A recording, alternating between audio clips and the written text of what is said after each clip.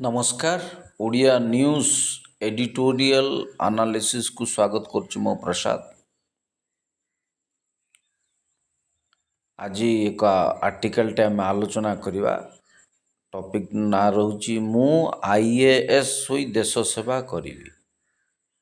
आजिका तारीख पई, आजिका माहौल पई, आजिका युवपीढ़ी पई कि आजिका आगामी आमर जो पीढ़ी आसुचंदी जो माने पाठशाठ पढ़ुचंदी सेमानक पई एटा भारी हिट एंड हॉट टॉपिक रहिबो। मु आईएएस होई देश सेवा करी। चलंतु पढ़िबा बुझिबा। लेखक होउचंदी श्याम सुंदर अग्रवाल।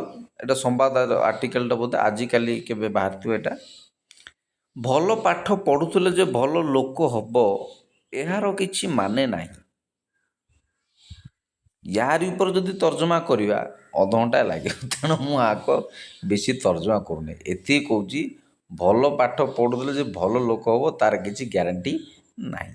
तार 90% ग्यारंटी मत ना जे समस्ते भल पाठ पढ़ुवा पिला भल पिला, यार 95 कि 99% भूल। भल पाठ पढ़ुवा समस्ते भल पिला एटा केबे भी कही हबो ना। किंतु जी भल पाठ पढ़ुची ताको सब बड़ बड़ काम पाई बाछिचु। एई जो आउ जी खराब पाठ पढ़ी ताको सब छोट मोट काम पाई रखीचु। एटा सब प्राय ए जुगर कौन ए जुगर ए नियमटा सब बड़ जे भल पाठ पढ़िया पिला बड़ बड़ काम मिल, खराब पाठ पढ़िया पिला छोट मोट काम सब मिल। बापा जो पिला भल पाठ पढ़ु नहीं ताको गाली दे कहती पाठशाठ पढ़ुना तू बड़ रिक्शा चलैबू। अनेक समय देखा जाए जे यही रिक्शा चलाउथुवा पिलाटी यात्री जड़े छाड़ी जाइथुवा टंका वो सुनागणा नहीं ताको घरे दी आसथिबा बेले जो पिलाटी भल पाठ पढ़ी बड़ बड़ काम करुच्ची से लोक मानकर टंका सुनागणा केमिति लुट कर नहीं जीवो सेई कथा सदाबेले भाबुची। बुझीगले। भल पाठ पढ़िया पिला सब भल लोक तार ग्यारंटी कौन अच्छी एति कथा भीतर बुझीगले। पुणी भल पाठ पढ़ु नथुवा पिला भल मनीष हो पारुची ना खराब मनीष होउची तार भी नजीर बा उदाहरण आपण एतिकी कथा भीतर आपण अल्प संक्षेप मु आपण कहीदेली। बुझीगले। बास चलता आगो पढ़िया। ता होई नथिले ओडिशा प्रशासनिक सेवा परीक्षा रे प्रथम स्थान हासिल करता युवक गोटे जमी जमा मामला रे जड़े गरीब लोकटार 15,000 टंका उत्कोच नवा अभियोग गिरफ हो ना। ये रिसेंट कथा यही मास गला मास सेप्टेम्बर कथा सेप्टेम्बर मासर कथा। यहाँ सी जन टपर सी बोधे पश्चिम ओडिशा रे अछंती कोठी गोटे तहसिलदार की अछंती। तो से ओडिशा सिविल सर्विस रे टपर होते कि पंडा समथिंग नाटा कि पंडा। यही युवक जो परीक्षा शीर्ष स्थान हासिल कर मीडिया चर्चित होते से जनसेवा करने एकमात्र लक्ष्य बोली कहते। केवल ओडिशा प्रशासनिक सेवा नुहे सर्वभारतीय प्रशासनिक सेवार उच्च स्थान हासिल कर जड़े युव आईएएस अधिकारी निकटर 10 लाख टंका लांच अभियोग ओडिशा हाइकोर्ट शर्तमूलक जमिन रे अछंती। आसाम नुपुर बोरा हूँ कि महाराष्ट्र पूजा खोड़ेकार हूँ एम सब क्लास रूम अत्यंत मेधावी छात्री थे। किंतु शासन जोग द्वार मात्र किछि दिन पर प्रमाण करदेले जे मेधा सहित साधुतार कौन संपर्क नहीं। मेधा सहित साधुतार कौन संपर्क नहीं।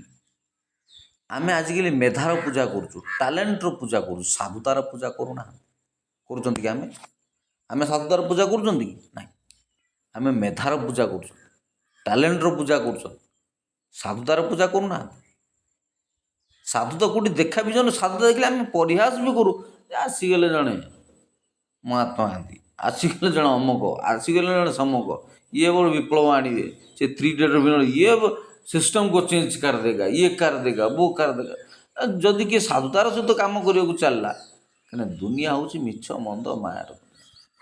ये जी अफिसर मान कथा आम शुणिले एमाने मसे 1.5 मास 2 मास भितर खबर कागज शिरोनाम आसी जो मैंने विभिन्न प्रकार केलेंकारी दुर्नीति टंका पैसा हेरफेर लांच पुंच जिनस जड़ित अच्छा समस्त प्राय जानते विषय से लोकों कथा छाड़ू तो कौ लोक कौटी कौन कला से सब आईएएस ना कांड कारखाना से सब जिन चर्चा करार नहीं। चर्चा करार हूँ मेधा को जदिओ पूजा करा साधुता को पूजा एम हूँ कि षेंड एम भागवत पढ़ी षेंड होती किए ଏ ଯେତିକି IAS ମାନଙ୍କର କଥା ଆମେ ପଢ଼ିଲେ କି ଏବେ ଯେତିକି ଏବେ ତ ଏଇ ଗଲା ମାସ ତ ବୋଧେ ଏଇ 4-6 ଦିନ ତଳେ ଓଡ଼ିଶା ସିଭିଲ୍ ସର୍ଭିସ୍ ପରୀକ୍ଷା ବାହାରିଲା, OS ପରୀକ୍ଷା ବାହାରିଲା ହେଉଛି ରିଜଲ୍ଟ ବାହାରିଲା। ସେଥିରେ ଆମ ଗଜପତିର ମଧ୍ୟ 3-4 ଖଣ୍ଡେ ଝିଅ ଆଉ ଗୋଟେ ଖଣ୍ଡେ ପୁଅ ସେ ଗୁରାଣ୍ଡି ରାୟଗଡ଼ ବ୍ଲକର ସବୁ ପାସ୍ କରୁଛନ୍ତି। ତାଙ୍କ ଖବର ବି ସୋସିଆଲ ମିଡ଼ିଆରେ ଚାଲିଥିଲା। ଦ୍ୱିତୀୟରେ ବହୁତ ଅନ୍ଧୁଣୀ ଭିନ୍ନକ୍ଷମ ପିଲାମାନେ ମଧ୍ୟ ଟପର ହେଇଛନ୍ତି। ଅନ୍ଧ ଆଉ ଭିନ୍ନକ୍ଷମ ପିଲାମାନେ ମଧ୍ୟ ଏ ଓଡ଼ିଶା ସିଭିଲ୍ ସର୍ଭିସରେ ପାସ୍ କରୁଛନ୍ତି। ତା ପୂର୍ବରୁ ଓଡ଼ିଶା ଜୁଡ଼ିସିଆଲ ସର୍ଭିସ୍ ବାହାରିଥିଲା। ଏ ମଝିରେ ଗୋଟେ ସେ କେଉଁ ଯେଉଁ ମାଲକାନଗିରି ନା ନବରଙ୍ଗପୁର ଗୋଟେ ଝିଅଟେ ଯେମିତି ଡାକ୍ତର କାମ ପାଠ ପାଇଁ ଏକ୍ଜାମ୍ ଦେଇକିରି ପାସ୍ କରିଥିଲା। ତାଙ୍କ କଥାଟା ମୁଖ୍ୟମନ୍ତ୍ରୀ ଆମର ପୋଷ୍ଟ କରିଥିଲେ ଫେସବୁକ୍ରେ ନା ଗୋଟେ ଏକ୍ସରେ ନା ଗୁଡ଼ା ହେଲା ଇତ୍ୟାଦି କଥା କାହିଁ ଆମ କଥା କାହିଁ। ହଁ କହୁଥିଲି ଏମାନେ ସବୁ ଭାଗବତ ପଢ଼ିକି ଷେଣ୍ଢ ହୋଇଛନ୍ତି। ଏ ଲିଟରାଲ୍ ପଲିଟିସିଆନ୍, ଏମାନେ ହେଉଛନ୍ତି ଲିଟରାଲ୍ ପଲିଟିସିଆନ୍, ମାନେ ସ୍ୱାକ୍ଷର ରାଜନେତା। OS IAS ଏମାନେ ହେଉଛନ୍ତି ସ୍ୱାକ୍ଷର ରାଜନେତା।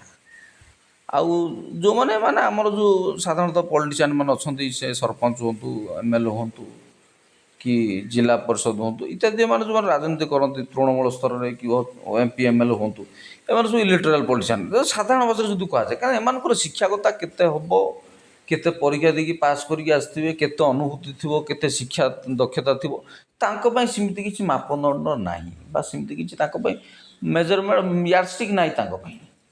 ବଟ୍ OS IAS ଯେଉଁମାନେ ହେଉଛନ୍ତି ତାଙ୍କ ପାଇଁ ଅଛି ଏତିକି ପାଠ ପଢ଼ିଥିବା ଦରକାର, ଏ ପାସ୍ କରିଥିବା ଦରକାର। ଏମାନେ ଭାଗବତ ପଢ଼ିକି ଷେଣ୍ଢ ହୋଇଛନ୍ତି। ଆଉ ଏମାନେ ହେଉଛନ୍ତି ଖାଲି ବିନା ଭାଗବତରେ ଷେଣ୍ଢ, ସେମାନେ ଭାଗବତ ପଢ଼ିକି ଷେଣ୍ଢ। କିନ୍ତୁ ଯିଏ ଭାଗବତ ପଢ଼ିକି ଷେଣ୍ଢ ହୋଇଛି ସିଏ ତ ଠିକ୍ ନୀତି ନିୟମରେ କାମ କରିବା ଜାଣିଛି ନା। କିନ୍ତୁ ଯେଉଁମାନେ ନେତା ମନ୍ତ୍ରୀ ହେଇଛନ୍ତି, MP MLA ହେଇଛନ୍ତି, ତାଙ୍କ ପାଇଁ ଭାଗବତ କେଉଁଠି? ସେ ତ ଭାଗବତ ପଢ଼ିନାହାନ୍ତି, ଖାଲି ଷେଣ୍ଢ ହୋଇଛନ୍ତି। ଆଉ ଷେଣ୍ଢ ହେବା କଳାରେ ଦୁନିଆଦାରିରେ ଷେଣ୍ଢ ହୋଇଛନ୍ତି। ଷେଣ୍ଢ ହୋଇକି ସେ ଆସି ଆଜି ବଡ଼ ପଦପଦବୀରେ ବସିଛନ୍ତି। ହୁକ୍ ଅର୍ କ୍ରୁକ୍, ଯେନ ତେନ ପ୍ରକାରଣେ ନରେବା ଗୁଞ୍ଜରେ ଅଶ୍ୱତ୍ଥାମ ହତ ବୋଇଲା ଭଳିଆ ଯେମିତି ହେଲେ କରିକି ଗୋଟେ ଧନ୍ଦା କରିକି ଆସି ନେତା ମନ୍ତ୍ରୀ ହେଇଛନ୍ତି, ସରପଞ୍ଚ ହେଇଛନ୍ତି କି କେଳେଙ୍କାରୀ କରୁଛନ୍ତି, ଦୁର୍ନୀତି କରୁଛନ୍ତି। ତାଙ୍କ ପାଇଁ ଠିକ୍ ଅଛି, ନେତା ମନ୍ତ୍ରୀ ଦୁର୍ନୀତି କରିବେ କି ଇତ୍ୟାଦି କରିବେ, ସେଇଟା ତାଙ୍କର ଦେହ ସୁଆ, ତାଙ୍କ ବେପାର ତମ ଅସ୍ଥି ମଜ୍ଜାଗତ, ତାଙ୍କର ଧନ୍ଦା ହିଁ ସେୟା। ମୁଣ୍ଡ କାଟିବେନି ତ ଉପରକୁ ଚଢ଼ି ପାରିବେନି। ରାଜନୀତି ଜିନିଷ ହିଁ ସେୟା। କାରଣ ତାଙ୍କର ପାଠଶାଠର ଗତିସ୍ଥିତି ନାହିଁ କି ପାଠଶାଠ ପଢ଼ିଛନ୍ତି ଗ୍ୟାରେଣ୍ଟି କିଛି ନାହିଁ, ତାଙ୍କ ଧନ୍ଦା ତ ସେୟା କହିଲି ପରା। ରାଜନୀତି କରିବାକୁ ଯେ ମନ ବଳେଇବ, ସିଏ ଯଦି ଏମିତି ନ କଲେ ତ ରାଜନୀତି କରିପାରିବ ନାହିଁ। ମଣିଷ ମୁଣ୍ଡ ସହିତ ଖେଳିବାକୁ ପଡ଼ିବ ତାକୁ। କିନ୍ତୁ ଏ ଯେଉଁ ସିଭିଲ୍ ସର୍ଭେଣ୍ଟ ମାନେ ଆସୁଛନ୍ତି, ସେ IAS ହୁଅନ୍ତୁ OS ହୁଅନ୍ତୁ, ସେମାନେ କ'ଣ ଭାଗବତ ପଢ଼ିକି ଷେଣ୍ଢ ହେଉଛନ୍ତି। ତାଙ୍କ ପ୍ରକାର କେଳେଙ୍କାରୀ ଦେଖ, ତାଙ୍କ ପ୍ରକାର ଲୋକମାନେ ଯଦି କେଳେଙ୍କାରୀ କରିବେ ଲୋକ କ'ଣ ଶିଖିବେ? ଏଥିପାଇଁ କି ସେମାନେ ଏଡ଼େ ଏଡ଼େ ପଦପଦବୀ, ତାଙ୍କ ପାଇଁ ସରକାର ବଙ୍ଗଳା ଖଞ୍ଜିଦେଲା, ଘର ଖଞ୍ଜିଦେଲା, ଗାଡ଼ି ଖଞ୍ଜିଦେଲା, ସବୁ ଖଞ୍ଜିଦେଲା, ଖାଇବା ରହିବା, ଚାକର ବାକର ପିଅନ କିରାଣୀ ସବୁ ଖଞ୍ଜିଦେଲା, ଡ୍ରାଇଭରଠୁ ଆରମ୍ଭ କରି ସବୁ ଖଞ୍ଜି ଦେଉଛି। ତେଣୁ ହେଉଛନ୍ତି କ'ଣ? ହେଉଛନ୍ତି କ'ଣ? ତେଣୁ ମୁଁ କହିଲି ସାଧୁତାର ପୂଜା କରାଯାଉନି। ସାଧୁତା ନେତା ପାଖରେ ଖୋଜିଲେ ତ ମିଳେନି। ଅଛନ୍ତି ଭଲ ନେତା ବି ଅଛନ୍ତି, ଭଲ ଅଫିସର ବି ଅଛନ୍ତି, ଭଲ ସାଧୁ ଭଲ ଅଫିସର ଅଛନ୍ତି, ଭଲ ନେତା ଅଛନ୍ତି। ନହେଲେ ଦେଶ ଚାଲିନଥାନ୍ତା କି? ଦେଶ ଆଜି 70-80 ବର୍ଷରେ ଯେଉଁ ସ୍ତରକୁ ଆସି ପହଞ୍ଚିଛି, ସେ ସ୍ତରକୁ ଆସି ପହଞ୍ଚି ପାରିନଥାନ୍ତା।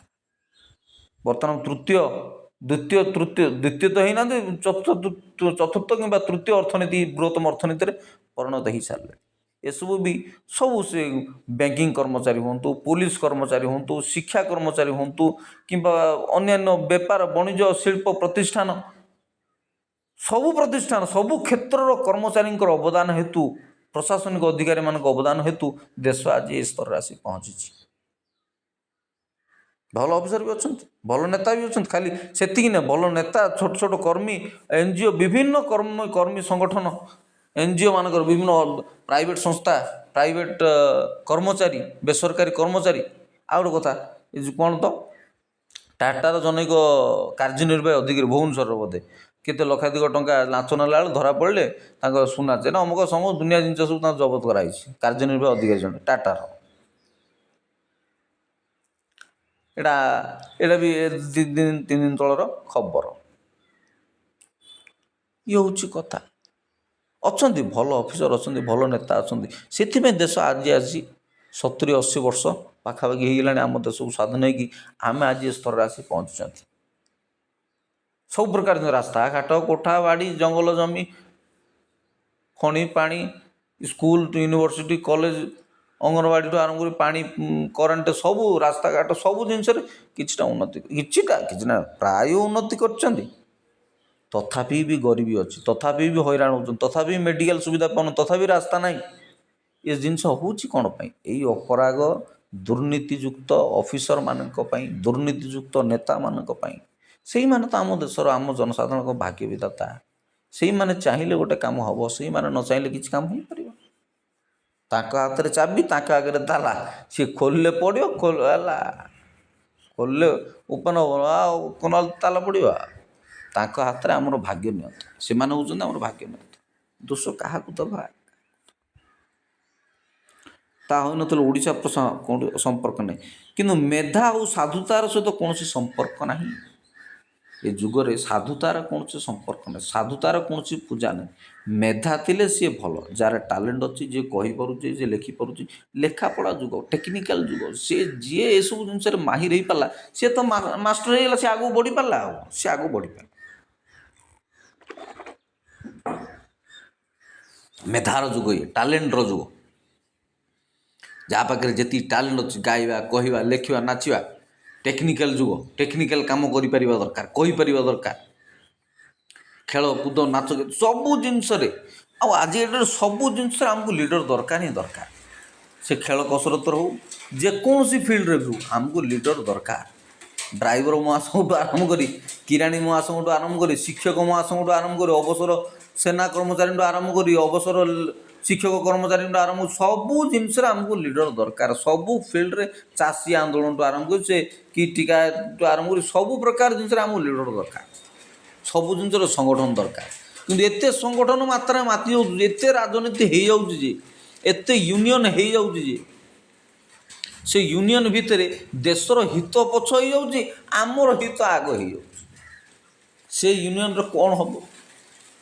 ଏତେ ୟୁନିୟନ ଆପଣ କରିବେ ଯେ ମୋ ପରିବାର, ମୋ ସଂଗଠନ, ମୋ ଚେଲା ଚାମୁଣ୍ଡା, ମୋ ମାନେ ସଂସ୍ଥା ଚାଲିବା ଦରକାର।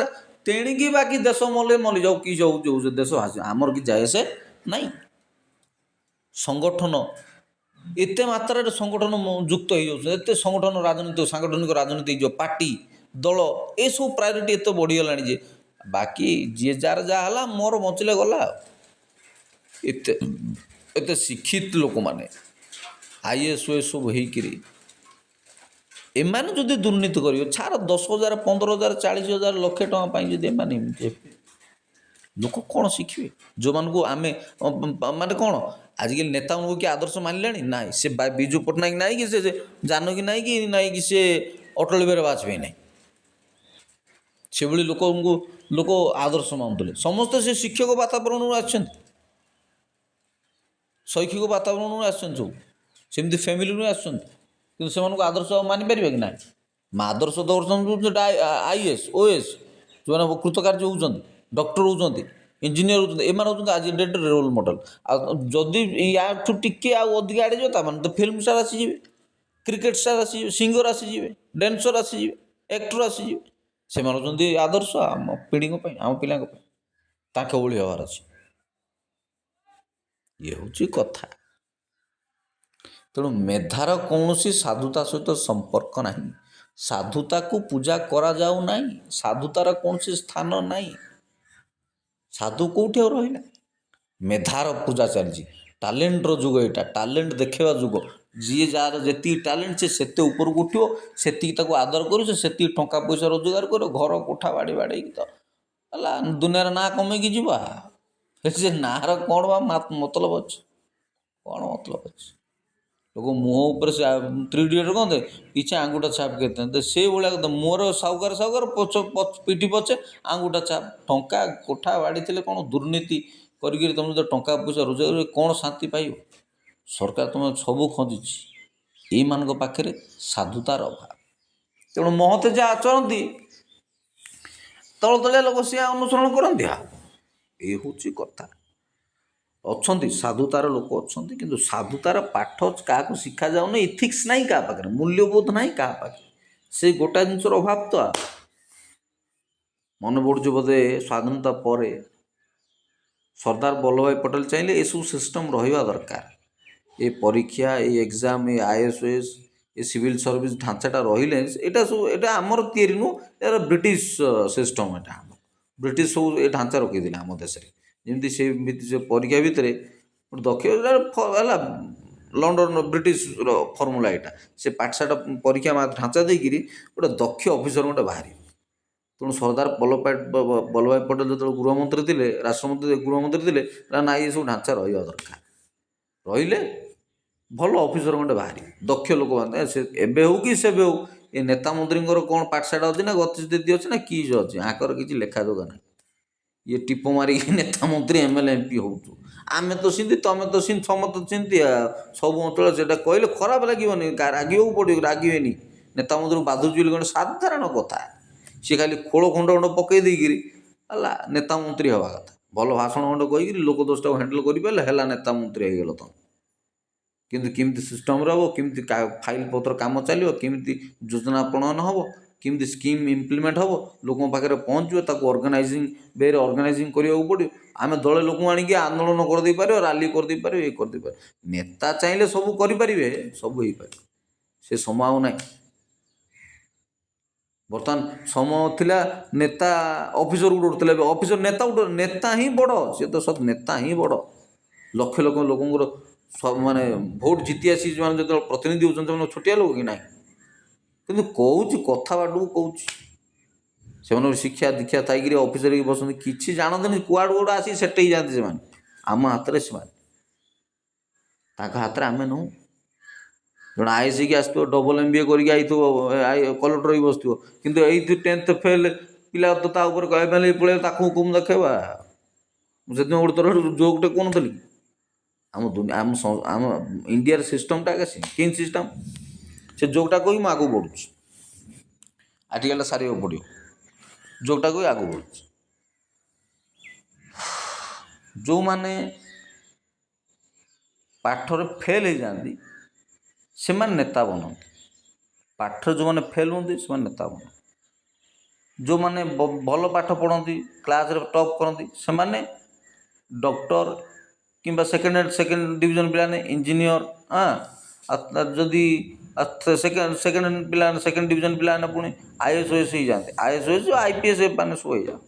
ପାଠରେ ଯେଉଁମାନେ ଫେଲ୍ ହୁଅନ୍ତି ସେମାନେ କ'ଣ ହୁଅନ୍ତି କହୁଥିଲେ ମୁଁ IAS ଯେଉଁମାନେ ଫେଲ୍ ହେବା ପିଲାମାନେ ରାଜନେତା ବନିଯାଆନ୍ତି। ଭୁଲ କହିଲି, ଫେଲ୍ ହେବା ପିଲାମାନେ ରାଜନେତା ବନିଯାଆନ୍ତି। ଫେଲ୍ ହେବା ପିଲାମାନେ ରାଜନେତା ବନିଯାଆନ୍ତି। ଆଉ ଯେଉଁମାନେ ସ୍କୁଲ ଜମାରୁ ମାଟି ପିଣ୍ଡା ଚକୁଡ଼ି ନଥିବେ, ସ୍କୁଲ ପିଣ୍ଡା ଚକୁଡ଼ି ନଥିବେ, ସେମାନେ ସବୁ ବାବା ବନିଯାଆନ୍ତି। ବାବା, ସମସ୍ତେ ତାଙ୍କୁ ଗୋଡ଼ କରିବେ।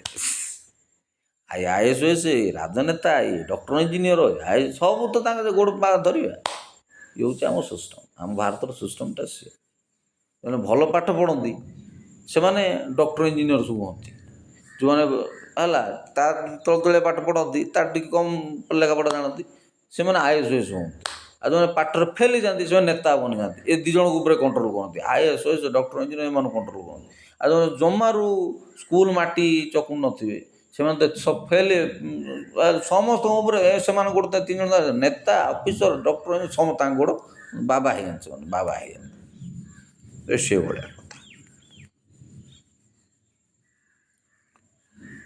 ମ୍ୟାଟ୍ରିକ୍ ଆଉ ଯୁକ୍ତ 2 ପରୀକ୍ଷାରେ ଯେଉଁମାନେ ରେକର୍ଡ଼ ନମ୍ବର ହାସଲ କରି ଶୀର୍ଷ ସ୍ଥାନ ହାସଲ କରିଥାନ୍ତି, ସେମାନଙ୍କ ମଧ୍ୟରୁ ଅଧିକାଂଶ ଭାରତୀୟ ପ୍ରଶାସନିକ ସେବାରେ ଯୋଗ ଦେବାର ଲକ୍ଷ୍ୟ ରଖି କହିଥାନ୍ତି, ମୁଁ IAS ହୋଇ ଦେଶ ସେବା କରିବି। ଏମାନେ ଦେଶ ସେବା କରିବି, ହଉ କରିବ ତା। ଅନେକ ଡାକ୍ତର, ଇଞ୍ଜିନିୟର ମଧ୍ୟ ନିଜ ନିଜ କ୍ଷେତ୍ରରେ ଉତ୍କୃଷ୍ଟ ସ୍ଥାନ ହାସଲ କରି ଶେଷକୁ ଏହି ପ୍ରଶାସନିକ ସେବାରେ ଦେଶ ସେବା କରିବା ପାଇଁ ଯୋଗ ଦେଇଥାନ୍ତି। ପ୍ରଶ୍ନ ଉଠେ, ଜଣେ ଡାକ୍ତର କିମ୍ବା ଇଞ୍ଜିନିୟର ହୋଇ କ'ଣ ଦେଶ ସେବା କରିପାରିବ ନାହିଁ? ଦେଶ ସେବା କରିବା ପାଇଁ କ'ଣ IAS ହେବା ନିହାତି ଜରୁରୀ ନା ଦରକାର? ଅସଲି କଥାଟା ହେଉଛି, ଏଇ ଦେଶ ସେବା କେବଳ ମୁଖା ମାତ୍ର। ଭାରତୀୟ ପ୍ରଶାସନିକ ସେବାରେ ଯେଉଁ ସାମାଜିକ ପ୍ରତିଷ୍ଠା ରହିଛି, ତାହା ଅନ୍ୟ କୌଣସି ସେବାରେ ଦେଖିବାକୁ ମିଳେ ନା। ସାମାଜିକ ପ୍ରତିଷ୍ଠା ପରା, ଗାଡ଼ି ଘୋଡ଼ା ପୋଲିସ ଜଗିବେ ଆପଣଙ୍କୁ। IAS ମାନେ ଆଉ କ'ଣ ଛୋଟିଆ କଥା କି? BDO ତହସିଲ ମାନେ ପୋଲିସ ଆପଣଙ୍କ କଥା ଶୁଣିବ, ଇତ୍ୟାଦି କଥା। ତାଙ୍କ ପ୍ରତିଷ୍ଠା ଅଛି, ଗାଡ଼ି ଘୋଡ଼ା ବଙ୍ଗଳା ଲାଗିକି, ବଙ୍ଗଳା ଦିଆହେଇକି ରଜା ଭଳିଆ ଲାଗିବନି। ସେମାନେ ତ ହେଲା କୁହନ୍ତି ପୁଣ୍ୟ କରିଥିଲେ ଆପଣ ପାଇବେ। ଲୋକ ଗାଁ ଗହଳିର ଲୋକ କୁହନ୍ତି ବାବୁରେ ବାପା ମା 14 ପୁରୁଷ ଯଦି ପୁଣ୍ୟ କରୁଥିବେ IAS ପରୀକ୍ଷାରେ ପାଠ ବା ମାଗଣା ହେବ କି? ପାଠ ପଢ଼ିବ, ପରିଶ୍ରମ କରିବ, ଥରେ ଫେଲ୍ ହେବ, ଆଉ ଥରେ ଟ୍ରାଏ କରିବ, ପାସ୍ କରିବ, ପ୍ରିଲିମ୍ ଦେବ, ମେନ୍ ଦେବ, ଇତ୍ୟାଦି କରିକିରି ପାସ୍ କରି ପାଠଶାଠ ପଢ଼ିକି ହେବ। ତା ବାଦ ବି ବାପା ମା ଯଦି ପୁଣ୍ୟ କରିଥିଲେ ଯେ ତୁମେ IAS ହେବ ବୋଲି ଗାଁ ଗହଳି ଲୋକ କୁହାକୁହନ୍ତି, ଏଇଟା ସାଧାରଣ କଥା ମଧ୍ୟ। ଆଉ କ'ଣ ଘର ଦିଆହେବ, ବଙ୍ଗଳା ମିଳିବ, ଗାଡ଼ି ଘୋଡ଼ା ପିଅନ ସବୁ ପିଅନ କିରାଣୀ ସବୁ ଖଞ୍ଜିକି ଦଇବ, ସେବା କରିବେ, ତୁମର ଗାଡ଼ି ଘୋଡ଼ା ବସି ବୁଲିବ ତୁମେ? ଇଏ କ'ଣ ଛୋଟିଆ କଥା ହେଇଛି? ବାପା ମା 14 ପୁରୁଷ ପୁଣ୍ୟ ଅର୍ଜିଥିଲେ ଯେ ଏସବୁ ହେଇପାରିବ, ନହେଲେ କେମିତି ହେଇପାରିବ? ବଡ଼ ଲୋକ ହେବା ଛୋଟିଆ କଥା? ତା ଅନ୍ୟ କୌଣସି ସେବାରେ ଦେଖୁନି। ତେଣୁ ସେମାନେ ଏହି ସେବାରେ ଯୋଗ ଦେଇ ଦେଶ ସେବା କରିବାର କେବଳ ନାଟକ କରିଥାନ୍ତି। ଭାରତ ବର୍ଷରେ ପ୍ରତିବର୍ଷ ପ୍ରାୟ 14ରୁ 15 ଲକ୍ଷ ପରୀକ୍ଷାର୍ଥୀ ସିଭିଲ୍ ସର୍ଭିସ୍ ପରୀକ୍ଷା ଦେଇଥାନ୍ତି। ଏମାନଙ୍କ ଭିତରୁ ତାଲିକାରେ ଉଚ୍ଚ ସ୍ଥାନ ହାସଲ କରି ମାତ୍ର 150ରୁ 200 ଭାରତୀୟ ପ୍ରଶାସନିକ ସେବାରେ ଯୋଗ ଦେବା ପାଇଁ ମନୋନୀତ ହୋଇଥାନ୍ତି। ଥରେ ଭାବନ୍ତୁ, 14-15 ଲକ୍ଷ ପରୀକ୍ଷାର୍ଥୀ ଭିତରୁ ମାତ୍ର 150ରୁ 200 ପ୍ରାର୍ଥୀ ବଛା ଯାଇଥାନ୍ତି। ଏବଂ ଏହି ବଛା ବଛିର ମାପଦଣ୍ଡ କ'ଣ? ମୁଖ୍ୟତଃ ପ୍ରାର୍ଥୀଙ୍କର ମେଧାଶକ୍ତି। କିନ୍ତୁ ଏହି ମେଧାଶକ୍ତି ସେମାନଙ୍କର ଦକ୍ଷତା ସାଧୁତାର ଗ୍ୟାରେଣ୍ଟି ଦେଉଛି କି? ମେଧାଶକ୍ତି, ନଲେଜ, ଟ୍ୟାଲେଣ୍ଟ, ମେଧାଶକ୍ତି, ବୁଦ୍ଧି,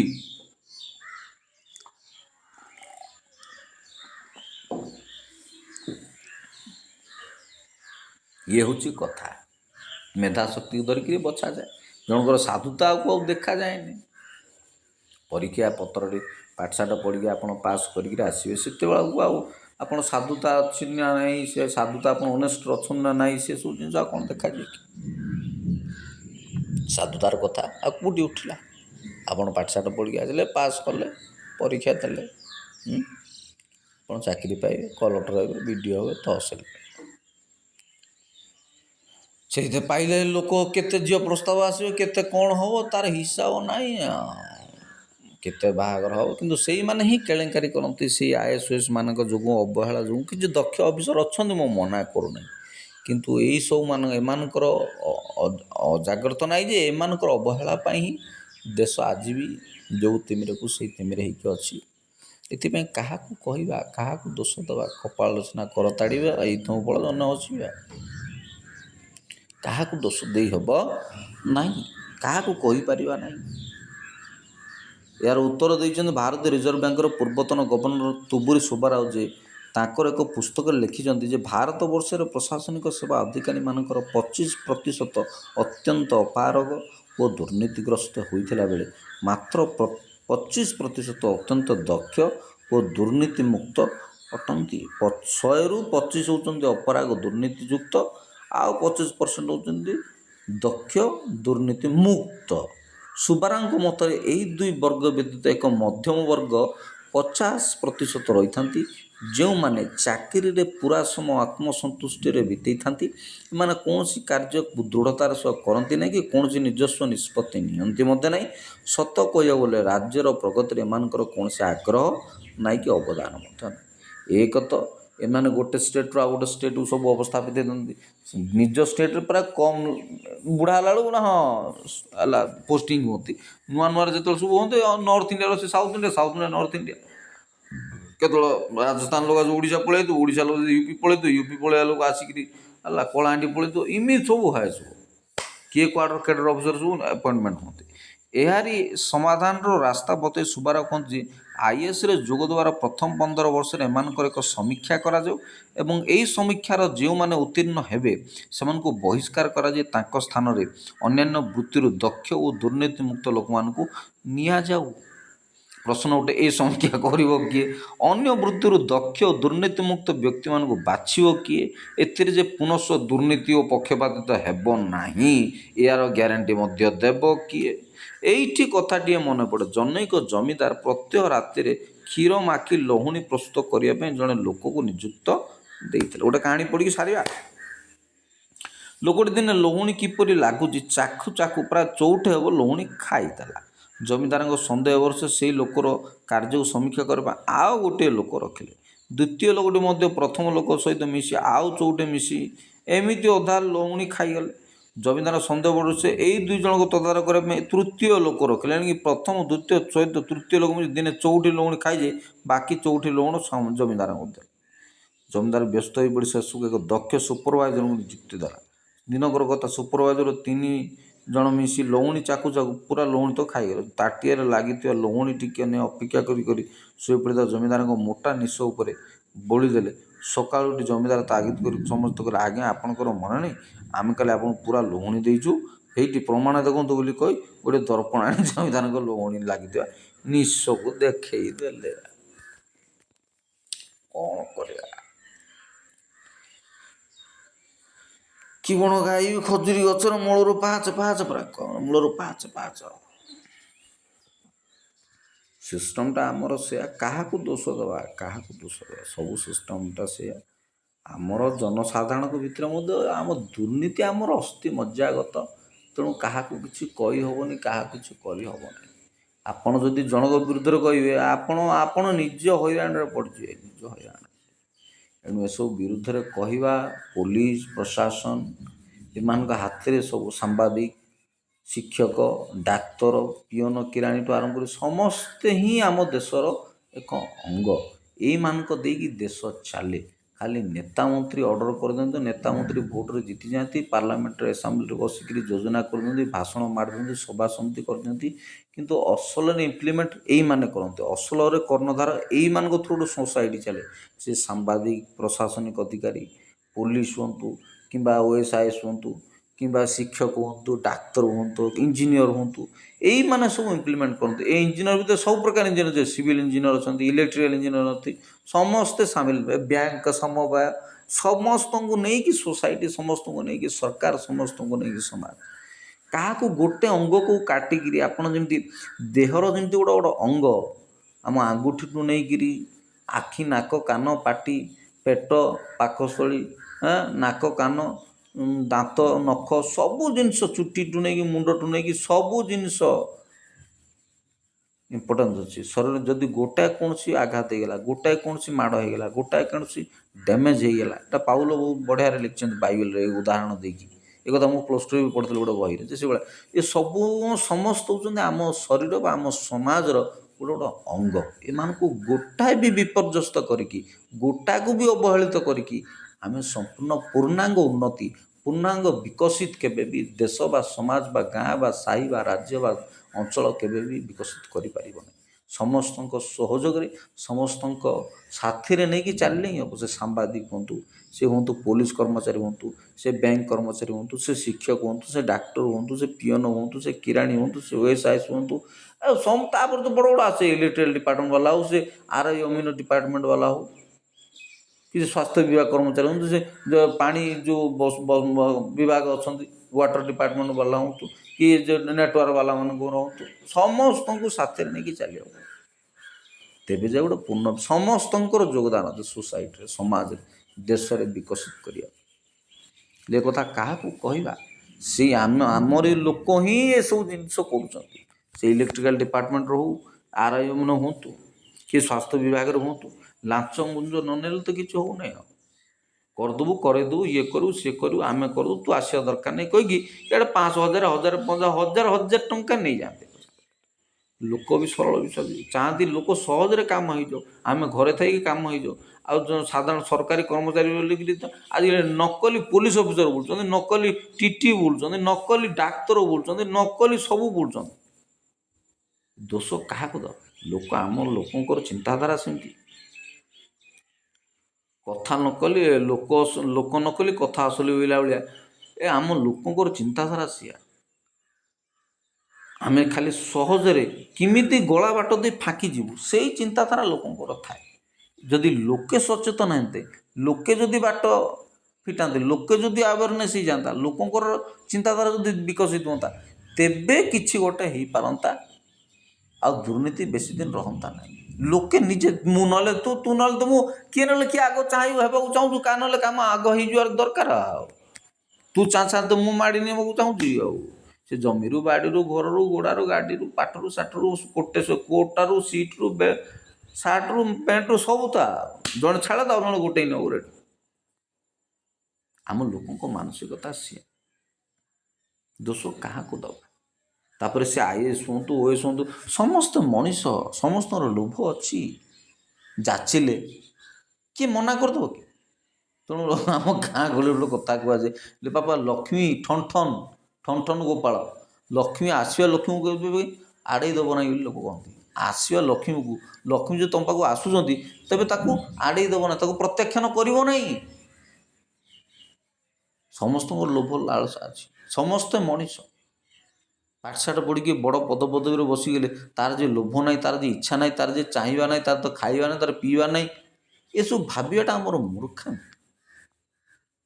ସେ ସୁପ୍ରିମକୋର୍ଟ ଜଜ୍ଠୁ ଆରମ୍ଭ କରିକିରି ହାଇକୋର୍ଟ ଜଜ୍ଠୁ, ଓକିଲଠୁ, ନେତାଠୁ, ମନ୍ତ୍ରୀଠୁ, ପୋଲିସ ପ୍ରଶାସନ, ସବୁ ଜିନିଷରେ କିଛି ନା କିଛି କେଳେଙ୍କାରୀ ଅଛି ହିଁ ଅଛି।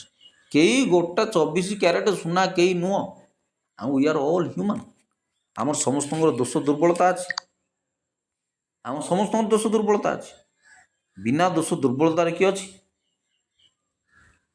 କାହାର ନା କିଛି ନା ଲୋଭ, ମଣିଷ ପ୍ରାୟ वी आर ह्यूमन, ଆମେ ମଣିଷ। ତେଣୁ କୁହାଯାଏ ଲୋଭ ଦେଖିଲେ ଧୋବ ଦେଖିଲେ ଲୋଭ ବୋଲି ମୁଁ ଗୋଟେ ଢଗରେ କରେ, ଲୋଭ ଦେଖିଲେ ଧୋବ ଦେଖିଲେ ଲୋଭ ପୁଣି। ଆମେ ସବୁ ମଣିଷ। ତେଣୁ ଆମକୁ ନିଜ ତ୍ରୁଟିକୁ ସୁଧାରିବାକୁ ପଡ଼ିବ। ସବୁଠୁ ବଡ଼ କଥା ହେଉଛି ଜନସାଧାରଣଙ୍କ ଭିତରେ ଗୋଟେ ବୈପ୍ଳବିକ ପରିବର୍ତ୍ତନ ଆସିବା ଦରକାର। ବୈପ୍ଳବିକ ପରିବର୍ତ୍ତନ। ମୁଁ ଭାରି ଖୁସି ଏଇଥରକ ଓଡ଼ିଶାରେ ବିଜେପି ସରକାର ଯେଉଁ ଆସିଛି, ମୁଁ ଭାରି ଖୁସି ଯେ ନିଶ୍ଚିତ ଭାବରେ ଏଇଟା ଗୋଟେ ବୈପ୍ଳବିକ ପରିବର୍ତ୍ତନର ଶୁଭାରମ୍ଭ ହୋଇଛି, ଯେଉଁଥିରୁ ଆଗକୁ ଆମକୁ ଆଉ ରାସ୍ତା ଅଲଗା ପ୍ରକାର ହେବ, ଅଲଗା ପ୍ରକାର ହେବ। ଇଏ ମୋ ଖୁସିର କଥା। ଲୋକଙ୍କ ଭିତରେ ସେଇ ଚିନ୍ତାଧାରା, ସେଇ ଭାବନା ବିଚାର ଆସିବା ଦରକାର, ରାଜନୈତିକ ପରିବର୍ତ୍ତନ ଆସିବା ଦରକାର। ଆମେ ଏପଏଣ୍ଟ ସିନା କରିପାରିବା ନାହିଁ OSISକୁ, ନେତା ମନ୍ତ୍ରୀଙ୍କୁ ତ ଆମ ଭୋଟ ହାତରେ, ଆମ ହାତରେ ଭୋଟ ଅଛି, ଭୋଟ ଆମ ହାତରେ ଅଛି, ତାକୁ ଧରିକି ଆମେ ନିର୍ବାଚିତ କରିପାରିବା ପ୍ରତିନିଧିମାନଙ୍କୁ। ସେଇଥିରେ ଆମର ଭୋଟଟା ଯେ କେତେ ବଡ଼ ବଡ଼ ଅସ୍ତ୍ର ସେଇଟା ଲୋକ ବୁଝିବା ଦରକାର। ଖାଲି ମେଳି ହେଇକିରି ରାଲି କରିଦେବା, ମେଳି ହେଇକିରି ସଭା ସମିତି କରିଦେବା, ରଡ଼ି ଛାଡ଼ିବା, ପାଟିତୁଣ୍ଡ କରିବା ହେଲା, ସେ ଦରକାର। ରାଜନୈତିକ ଆକ୍ଟିଭିଟି ଦରକାର, କର୍ମଶାଳା ଦରକାର, ଚିନ୍ତନ ଶିବିର ଦରକାର। ସେଇଥିରୁ ଆମେ ଶିଖିବା। ରାଜନୀତି କ'ଣ ଗୋଟେ ଛୋଟିଆ କଥା? ରାଜନୀତି ଗୋଟେ ପାଠ ପରା, ପଲିଟିକାଲ ସାଇନ୍ସ ଯେ ପାଠ। ସାମାଜିକ ବିଜ୍ଞାନ ପିଲାମାନେ କ'ଣ ପଢ଼ନ୍ତି ସ୍କୁଲ ଲେଭେଲରେ? ରାଜନୀତି ବିଜ୍ଞାନ ବୋଲି ଲେଖାଯାଏ ଅଷ୍ଟମ ନବମ ଶ୍ରେଣୀରେ। ପିଲାଙ୍କ ମୁଣ୍ଡକୁ ହେଜିଛନ୍ତି ସେ ଜିନିଷ। କେମିତି ରାଷ୍ଟ୍ରପତି ନିର୍ବାଚନ ହୁଅନ୍ତି, କେମିତି ସୁପ୍ରିମକୋର୍ଟ ଜଜ୍ ନିର୍ବାଚିତ ହୁଅନ୍ତି, କେମିତି ଆସେମ୍ବଲି ଚାଲେ, କେମିତି ବିଧାନସଭା ଚାଲେ, କେମିତି ରାଜ୍ୟ କାର୍ଯ୍ୟପାଳିକା, କେମିତି ନ୍ୟାୟପାଳିକା, କେମିତି ଏସବୁ ଜିନିଷ ପଢ଼ା ହୁଏ ପିଲାଙ୍କୁ ପାଠ। ହେଲେ ସେସବୁ ଜିନିଷ ମୁଣ୍ଡରେ ପଶୁଛି, ପିଲାଙ୍କ ମୁଣ୍ଡରେ ସେ ସାହାଯ୍ୟ ନାହିଁ। ଆଉ ବାପା ମା ନା ଆୱାର ନୁହନ୍ତି ହେଲା। ଗାଁ ଗହଳି ଲୋକ ତ ଏସବୁ ଜିନିଷକୁ ମୁଁ କହିବାକୁ ବାଧ୍ୟ ହେଉଛି। ସହରମାନଙ୍କୁ ଏସବୁ କହିବା ଦରକାର। ତାପରେ ରାଜନୀତି ପ୍ରତି କାହାର ଆଗ୍ରହ ବି ନାହିଁ। କାହିଁ ଯେ ଭିତରେ ପଶୁ? ଆମେ ଚାକିରି ବାକିରି ଆମ ଲେଖାରେ ଆମେ ରହୁ, ଆଉ ସମସ୍ତେ ହାତ ଧୋଇଦେଲେ ଯାହା ହେବ। ମୁଁ ସେଥିପାଇଁ ଯେଉଁ ଘରେ ମଣିଷ ରହିବେ ନାହିଁ, ସେଇଟା ତ ଭୂତ ଡେଇଁବେ। ସେ ଘରେ ଭୂତ ଡେଇଁବେ, ପ୍ରେତ ଡେଇଁବେ। ସେଠି ସାପ, ବେଙ୍ଗ, ସରୀସୃପ ଆଦି ବାସ କରିବେ ସେ ଘରେ। ମୂଷା, ବିଲେଇ ଏମାନଙ୍କର ସବୁ ବାସସ୍ଥାନ ହେବ। ସେସବୁ ସେଇଭଳିଆ ହେଇଛି। ଆଉ ଆମ ଦେଶର ଲୋକଙ୍କର ଏଇ ହେଉଛି ଚିନ୍ତାଧାରା। ତେଣୁ ବୈପ୍ଳବିକ ପରିବର୍ତ୍ତନ ଆସିବାକୁ ପଡ଼ିବ। ପରିବର୍ତ୍ତନ ହେଇଛି ବି, ସ୍ୱାଗତ ଯୋଗ୍ୟ। ମୁଁ ଯେତିକି ଆଉ ଥରେ ସେ ରାଜନୀତି କଥା ଆଗେ ହେଇଯାଉଛି, କିନ୍ତୁ କହିବାକୁ ମୁଁ ବାଧ୍ୟ, ଘଟଣାଟା ସତ। ଏଇ ଗଲା 2024 ନିର୍ବାଚନରେ ଉପାନ୍ତ ଅଞ୍ଚଳମାନଙ୍କରୁ ମଧ୍ୟ ଖୁବ୍ ପ୍ରତିଯୋଗିତାମୂଳକ ଭୋଟ୍ ଦିଆଗଲା। ବିଜେଡ଼ିକି ବି 50 ଗଲା ବେଳକୁ ବିଜେପିକୁ 50 ଆସିଗଲା। ଖାଲି ସେଣ୍ଟ୍ରାଲ ଓଡ଼ିଶାରେ ନିର୍ଣ୍ଣାୟକ ମୋଡ଼ ବା ନିର୍ଣ୍ଣାୟକ ନିଷ୍ପତ୍ତି ସେମାନେ ନେଇଗଲେ। ସେଇମାନେ ନିର୍ଣ୍ଣାୟକ ମୋଡ଼ ନେଇଗଲେ। ସେମାନେ 20 ମିଶାଇ 70 କରିଦେଲେ, ଆଗକୁ ସରକାରଟା ଦେଇଦେଲେ, ସରିଲା। ଆଶା ରଖୁଛି ଏମାନଙ୍କର ବି ଚାଲୁ, ଗୋଟେ ପରିବର୍ତ୍ତନ ହେବା ଦରକାର। ଗୋଟାଏ ପରିବର୍ତ୍ତନକୁ ସବୁବେଳେ ଲୋକ ଡରନ୍ତି। ପାଳକ ଦୃଷ୍ଟି ଗୋଟେ କଥା ଅଛି, ପରିବର୍ତ୍ତନକୁ change is the only constant ବୋଲି କୁହନ୍ତି। Change is the only constant. ପରିବର୍ତ୍ତନ ହିଁ ଚିରସ୍ଥାୟୀ। ଆକ୍ଚୁଆଲି ପରିବର୍ତ୍ତନ ହେବାକୁ ପଡ଼ିବ। ଗୋଟାଏ ଧରି ବସିଲେ ନା, ପରିବର୍ତ୍ତନକୁ ତ ସମସ୍ତେ ଡରନ୍ତି, ହେବା ପାଇଁ ଦେଇଯାଉଛନ୍ତି। ନା, ବିକଳ୍ପ ଖୋଜିବାକୁ ପଡ଼ିବ, ଅପସନ୍ ତିଆରି କରିବାକୁ ପଡ଼ିବ, ବିକଳ୍ପ ଖୋଜିକି ଚାଲିବାକୁ ପଡ଼ିବ। ସବୁ ଖାଲି IAS କରିଦେବେନି, ସବୁ ନେତା କରିଦେବେନି। ପୋଲିସଠୁ, ସାମ୍ବାଦିକଠୁ, ଶିକ୍ଷକଠୁ, ଡକ୍ଟର, ଇଞ୍ଜିନିୟର ସମସ୍ତଙ୍କର ସହଯୋଗରେ ସୋସାଇଟିରେ ଚାଲେ। ସମସ୍ତଙ୍କ ସହ ତେଣୁ ସରକାର ହେଉଛି ମୁଖ୍ୟ କଥା। 5 ବର୍ଷକୁ ଥରେ ଆମକୁ ସୁଯୋଗ ମିଳେ ସେସବୁ ଜିନିଷର ପରିବର୍ତ୍ତନ କରିବା ପାଇଁ, କି ଆମର କ'ଣ ମନୋଭାବନା ବା ନିଷ୍ପତ୍ତି କ'ଣ ବା ଆମେ କ'ଣ ଚାହୁଁଛେ ତାକୁ ପ୍ରତିପାଦିତ କରିବା ପାଇଁ ଗୋଟେ ସୁଯୋଗ ମିଳେ, ଯେଉଁଟାକି ଲୋକ ବହୁତ ଅବହେଳା କରିଦିଅନ୍ତି। ସମସ୍ତେ ଚାହାନ୍ତି ଟଙ୍କା 200 ଟଙ୍କା 500, ଯେମିତି ବର୍ଷ ଯାକ ସେ ଟଙ୍କା 200 500ରେ ବଞ୍ଚିବୁ ଆମେ। ମଦ ମାଂସ ଖଣ୍ଡେ ଖାଇ କେବେ ଜୀବନ କାଳ ବୋଧେ ଖାଇନଥାଉଛୁ ଆମେ ମଦ ମାଂସ, ସେଇଟା ଖାଇଲେ ଯେ ଜୀବନ ଶାନ୍ତି ହେଉଛି ଆମର। ଏସବୁ ଚିନ୍ତାଧାରା ହଟିବାକୁ ପଡ଼ିବ। ଦେଶରେ ଗୋଟେ ବୈପ୍ଳବୀ ପରିବର୍ତ୍ତନ ଆସିବା ଦରକାର। ଭଲ ହେଇଛି ଗୋଟେ ପରିବର୍ତ୍ତନ ଆସିବ ଓଡ଼ିଶାରେ, ସ୍ପେଶାଲି ଓଡ଼ିଶାରେ।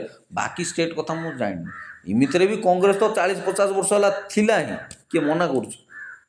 କଂଗ୍ରେସ ଥିଲା, ପୁଣି କଂଗ୍ରେସ ଆସିବ, କଂଗ୍ରେସ ରହିବ, ସେଥିରେ କିଛି କହିବାର ନାହିଁ। କିନ୍ତୁ କଂଗ୍ରେସ ଏମିତିରେ ବି ସେଣ୍ଟରରେ ବି ଯେମିତି ଫରେନ୍ ସିଷ୍ଟମ୍ ସବୁ ହେଇଯାଇଛି, ଫରେନ୍ ଦେଶରେ ବି କ'ଣ ବାଇପାର୍ଟି ସିଷ୍ଟମ୍ ଭଳିଆ ହେଇଗଲାଣି। ଆମର ବାଇପାର୍ଟି ସିଷ୍ଟମ୍ ଭଳିଆ ହେଇଗଲା। ଆମ ଦେଶରେ ମଧ୍ୟ ବାଇପାର୍ଟି ସିଷ୍ଟମ୍। ବାଇପାର୍ଟି ମାନେ ଡୁଆଲ୍ ପାର୍ଟି ତ, ଆଉ କ'ଣ? ଦୁଇଟା ପାର୍ଟି ତ ଅଛନ୍ତି, ସବୁ ତ ତାଙ୍କ ସହିତ ମେଣ୍ଟର ଅଛନ୍ତି। କିଛି କଂଗ୍ରେସ ସହିତ ମେଣ୍ଟର ଅଛନ୍ତି, କିଛି ବିଜେପି ସହିତ ମେଣ୍ଟର ଅଛନ୍ତି। ଏଲିଆନ୍ସ ତାଙ୍କର ଏନ୍ଡିଏ, ତାଙ୍କର ୟୁପିଏ, ଦୁଇଟା ମେଣ୍ଟରରେ ସବୁ ଦେଶ ଚାଲିଛି। ଏମିତିରେ ପ୍ରାୟ ରାଜ୍ୟରେ କିଛି ବିଜେପି ସହିତ ବି ମେଣ୍ଟର ଅଛନ୍ତି, କିଛି ବିଜେଡ଼ି କଂଗ୍ରେସ ସହିତ ମେଣ୍ଟର ଅଛନ୍ତି। ଏମିତି ମେଣ୍ଟ ହେଇକି ସବୁ ଦେଶ ଚାଲିଛି। ଉତ୍ତର ପୂର୍ବ ହଉ କି ଆଉ ଦକ୍ଷିଣ ବି ହଉ, ଦକ୍ଷିଣ ଭାରତ ବି ହଉ। ତେଣୁ ଫରେନ୍ ସିଷ୍ଟମ୍ ଭଳି ଆମ ଦେଶରେ ବି ବାଇପାର୍ଟି ସିଷ୍ଟମ୍ ସବୁ ହେଇଗଲାଣି। ଦେଶରେ ସେଣ୍ଟ୍ରାଲ ମାତ୍ର ଦୁଇଟା, କଂଗ୍ରେସ ନା ତ ବିଜେପି, ବିଜେପି ନାହିଁ ତ କଂଗ୍ରେସ, ଏଇସବୁ ସିଷ୍ଟମ୍ ହେଇଗଲାଣି। ତାଙ୍କେ 15 ବର୍ଷ ରହିବେ, କିଏ ଏବେ 10 ବର୍ଷ ଥିଲେ 14, 5, 19, 5, 24, 5, 29, 29ରେ ଦେଖିବା କ'ଣ ଗୋଟେ ଚେଞ୍ଜେସ୍ ଆଣିବା। ଆମେ ଆଣିବାକୁ ପଡ଼ିବ, ଆମକୁ ଚେଞ୍ଜେସ୍ ଆଣିବାକୁ ପଡ଼ିବ। 29ରେ କିଛି ଗୋଟେ ଚେଞ୍ଜେସ୍ ଆମକୁ ବି ଆଣିବାକୁ ପଡ଼ିବ। ଲଗାତାର 15 ବର୍ଷ ରହିଲେଣି, ଆଉ ଆଉ ଆଉ ସୁଯୋଗ ଦିଆଯିବା ମୋ ମତରେ କେଜାଣି ଠିକ୍ ଲାଗୁନି। ମୋ ଚିନ୍ତାଧାରା ତ ମୁଁ ସେୟା, ମୁଁ ଖୋଲା କଥା କହୁଛି, ମୋତେ କିଛି ଖରାପ ଭାବିବେ ନାହିଁ। ମୁଁ କାହା ସପକ୍ଷରେ ବିରୋଧରେ କହୁନି। ଗଣତନ୍ତ୍ରର ଏମିତି ଯଦି ଏମିତି ଆଉ ଲଗାତାର ରହିବ, ଏକଛତ୍ରବାଦ ଆସିଯିବ। ଗଣତନ୍ତ୍ର ବହୁତ ଦିନ ଧରି ଯଦି ଜଣେ ଶାସନରେ ରହିଲା, ସେ ଏକଛତ୍ରବାଦ ଆସିଯିବ। ଏକଛତ୍ରବାଦ, ସ୍ୱେଚ୍ଛାଚାରିତ ଆସିଯିବ, ମନମାନି ଆସିଯିବ, ଯେଉଁଟାକି ସେଇଟା ସମସ୍ତଙ୍କ ପାଇଁ ସ୍ପୃହଣୀୟ ନୁହଁ, କି କାହା ଗ୍ରହଣୀୟ ବି ନୁହଁ, ଭଲ ବି ନୁହଁ ସେ ଜିନିଷ। ଗଣତନ୍ତ୍ର ପାଇଁ, ସମାଜ ପାଇଁ ବି ବିପଦ। ତେଣୁ 2029ରେ ମୁଁ ଆଶା ରଖିଛି, 2029ରେ କଂଗ୍ରେସ ଆସିବା ଦରକାର। ସେଣ୍ଟ୍ରାଲରେ କଂଗ୍ରେସ ଆସିବା ଦରକାର। ପରିବର୍ତ୍ତନ ହେବା ଦରକାର। ପରିବର୍ତ୍ତନ ହେବନି କେମିତି ହେବ? ସେଣ୍ଟ୍ରାଲରେ କଂଗ୍ରେସ ଏଥରକି ବି ଆସିବାର ବହୁତ ସମ୍ଭାବନା ଥିଲା, କିନ୍ତୁ ଈଶ୍ୱରଙ୍କର କ'ଣ ଇଚ୍ଛା ଥିଲା, ସେ 15, 20, 25ରେ କଟିକି ସିଏ ରହିଗଲେ। ଆରଥରକୁ ସେ ନିଶ୍ଚୟ ଆସିବେ, ଏ ଆଶା ମୁଁ ରଖିଛି। 2029ରେ କଂଗ୍ରେସ ନିଶ୍ଚୟ ଆସିବ ସେଣ୍ଟ୍ରାଲରେ, ପକ୍କା ସେଣ୍ଟ୍ରାଲରେ କଂଗ୍ରେସ ଆସିବ। ଆଉ ଓଡ଼ିଶା ପାଇଁ ଯେହେତୁ ଚିନ୍ତା କରୁଛି, ଓଡ଼ିଶା କଥା କହୁଛି, ଓଡ଼ିଶାରେ ବିଜେପି ରହୁ, ଓଡ଼ିଶାରେ ବିଜେପି ରହୁ। ଆଉ 5 ବର୍ଷ ତାଙ୍କୁ ସୁଯୋଗ ଦିଆଯାଉ। ଏ ତ 25 ତ ସରିଲା, ଏଠି 25 ସରିଲା, ଗୋଡ଼ ହେଲେ 26, 27ରେ ପଞ୍ଚାୟତ ନିର୍ବାଚନ, 27ରେ ପଞ୍ଚାୟତ ନିର୍ବାଚନ। ପଞ୍ଚାୟତ ନିର୍ବାଚନରେ ସେଇଠି କୌଣସି ପାର୍ଟି ଦଳ ଏସବୁ ଦେଖା ନଯାଉ। କିଏ କେଉଁ ଦଳକୁ ଭୋଟ୍ ଦେଲା, କେଉଁ ପାର୍ଟିକୁ ଭୋଟ୍ ଦେଲା, ସେଇଟା କିଛି ମ୍ୟାଟର ନାହିଁ। ପଞ୍ଚାୟତ ନିର୍ବାଚନରେ ବ୍ୟକ୍ତି ବିଶେଷ ହେଉଛନ୍ତି ବଡ଼ କଥା। କିନ୍ତୁ ଇଣ୍ଟରନ୍ୟାସନାଲ ଲେଭେଲରେ କି ଉଚ୍ଚ ସ୍ତରରେ ମଧ୍ୟ, ରାଜନୀତିର ଉଚ୍ଚ ତୁଙ୍ଗରେ ନେତା, ମନ୍ତ୍ରୀ, ପ୍ରଧାନମନ୍ତ୍ରୀରେ ଲୋକ ଦେଖାଯାଏ, କିନ୍ତୁ ଗୋଟେ ବ୍ୟକ୍ତିତ୍ୱ ଦେଖାଯାଏ, ସେମିତି ତଳ ସ୍ତରରେ ମଧ୍ୟ, ତୃଣମୂଳ ସ୍ତରରେ ମଧ୍ୟ ପାର୍ଟିକି ଦେଖାଯିବା କଥା ନୁହଁ। ପଞ୍ଚାୟତ ନିର୍ବାଚନରେ ଦଳ ନ ଦେଖି, ପାର୍ଟି ନ ଦେଖି, ଲୋକ ଦେଖାଯିବା ଦରକାର। କେଉଁ ଲୋକ ଆମ କାମ କରିବ, କେଉଁ ଲୋକ ଆମ କଥା ରଖିବ, ସେ ଯେଉଁ ଦଳର ଲୋକ ହେଉଛନ୍ତି ହୁଅନ୍ତୁ।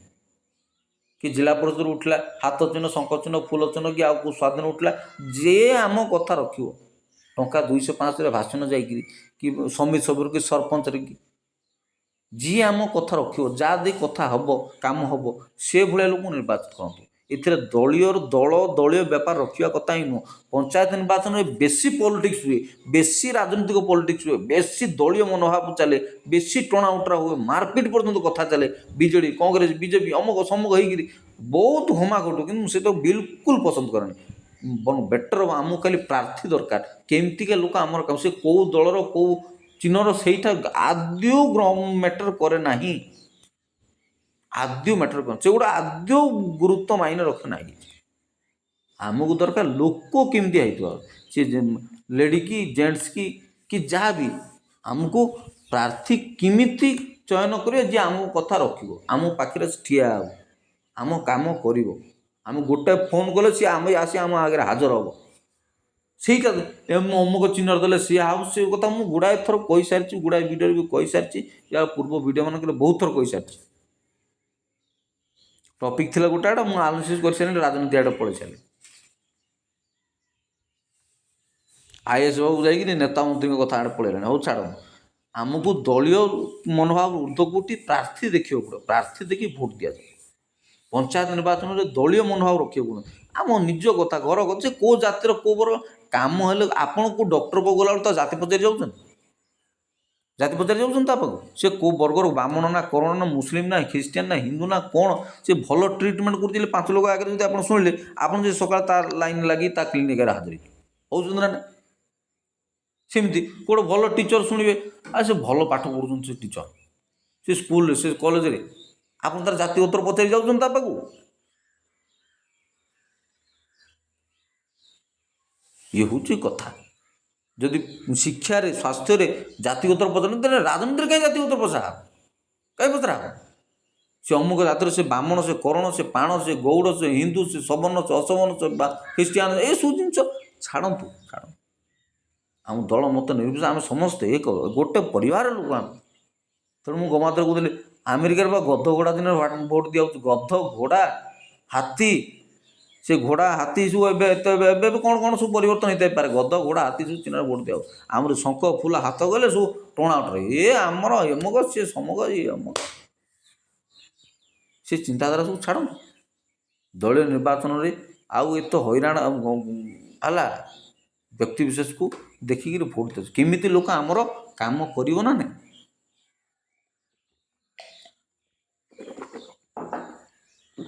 ପ୍ରତିଟି ଗାଁରେ, ପ୍ରତିଟି ପ୍ରାର୍ଥୀକୁ, ସେ ସରପଞ୍ଚ ହୁଅନ୍ତୁ, ଜିଲ୍ଲା ପରିଷଦ ହୁଅନ୍ତୁ, ସମସ୍ତଙ୍କୁ ଆସିକି ଥରଟେ ସଭା କରିବାର ସୁଯୋଗ ଦିଆଯାଉ। ସମସ୍ତେ ଆସନ୍ତୁ, ଗାଁ ମଣ୍ଡପରେ କି ଗାଁ ମନ୍ଦିରରେ କି ଗାଁ ଦାଣ୍ଡରେ ଚୌକି ଦିଆଯାଉ, ବସେଇ ଦିଆଯାଉ।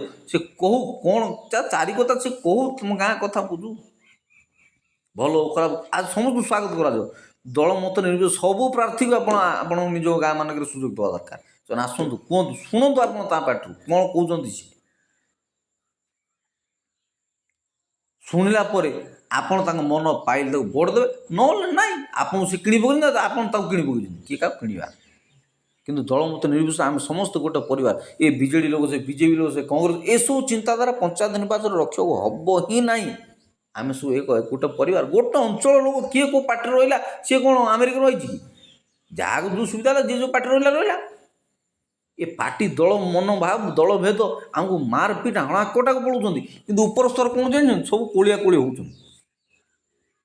ସବୁ କୋଳିଆ କୋଳି ହେବେ, ଏ ପାର୍ଟି ନେତା ଆଉ ସେ ପାର୍ଟି ନେତା। ଆମେ ତଳିଆ ଲୋକ କାହିଁ ସବୁ ଖଣ୍ଡା କାଟି ବାଡ଼େଇ ପିଟା ହେବା ସବୁ? ଏଇ ଚିନ୍ତାଧାରା ମୋର।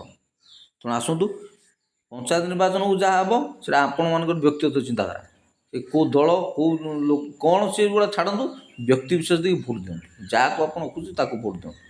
ଯାହାଦ୍ୱାରା କିଛି କାମ ହେବ, ଯାହାକୁ ଆପଣ ଭଲ ପାଉଛନ୍ତି ତାକୁ ଭୋଟ୍ ଦିଅନ୍ତୁ। କେଉଁ ଦଳର, କେଉଁ ପ୍ରାର୍ଥୀର, କେଉଁ ଚିହ୍ନର, ସେସବୁ ମ୍ୟାଟର କରେ।